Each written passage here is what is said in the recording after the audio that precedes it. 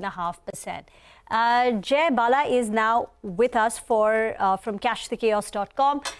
Jay, afternoon. Thank you for joining in. Little bit of consolidation, but now you're seeing traction. The Nifty, the sensex, both of them have hit record highs in today's trading session. What's the setup looking like?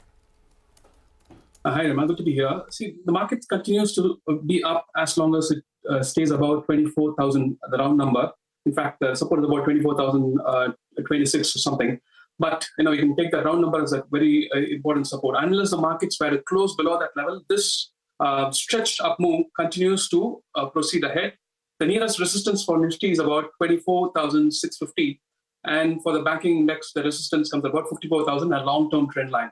So the markets are still continuing to inch up, but continues to be stretched until the markets turn below 24,000. I think there's not much to worry about on the downside. Okay, all right. Hi, Jay. Good afternoon. Good to see you. And Jay, what about individual stocks? What are the ideas you have for us?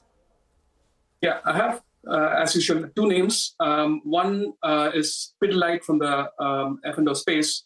I think it's got an unfinished up move towards fresh record highs about 3,500. I think it will hold up the support at 3020. So the objective of 3,500, the stop loss of 3020. And the next one is from the mid-cap space. It's KRBL. The stock is breaking out of an inverse head and shoulders pattern. The stock has been underperformer since 2017, and usually inverse head and shoulders pattern marks the start of a huge reversals if it were to come after a prolonged decline, and this is possibly the case. We'll be very conservative. Place a stop as about 282 and look for 380 and possibly much higher, but we'll take it conservatively because the markets are stretched.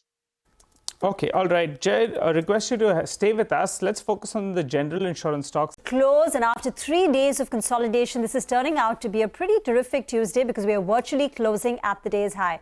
We've been in conversation with Jay Bala of Cash the Chaos. Jay, we've been highlighting the catch-up played by ITC. That said, it's still an underperformer year to date or over the last 1 year. Do you see upside in ITC? Yeah, to me, ITC's move looks corrective. But if you recall from our conversations in April and May, I've said that FMCG index has got pending upsides to work with for 60,000, and that's what the FMCG index is doing. It's now at 59,000 unchanged. Probably higher upside to come with. I'd even pointed out that the weight for the index will come from HUL, and the laggards in the FMCG space like Dabur and Imami, they would be making the move. And that's exactly what happened. And there's a slight change to that. There's a possibility that HUL could go back to test the all-time high at about 2,800. When it comes to ITC, I think the resistance comes at about 474 to 482. So that's even reasonable upsides if you're a trader. But I don't think it's going to fresh all-time highs.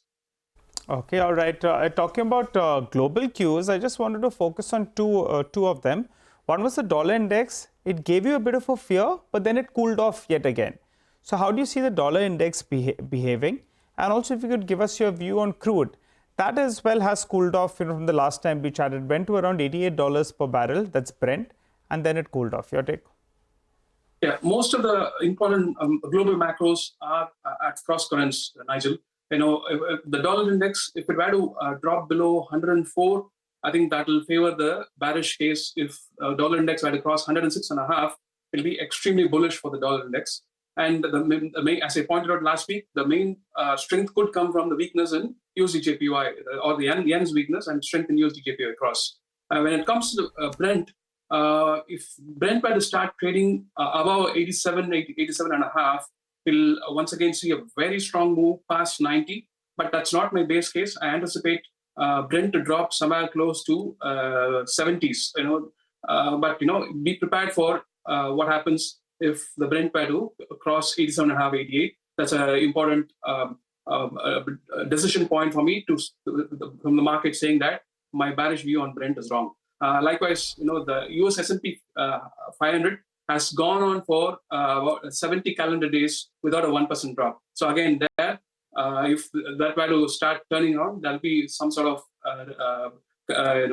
risk of the Bitcoin already is below the April low. That's already signaling some level of risk off. So watch out for cues from these global macros. Okay, all right. Jay, we'll leave it there for today. Thank you very much for joining us. It's a pleasure and good conversation as always. So that's Jay.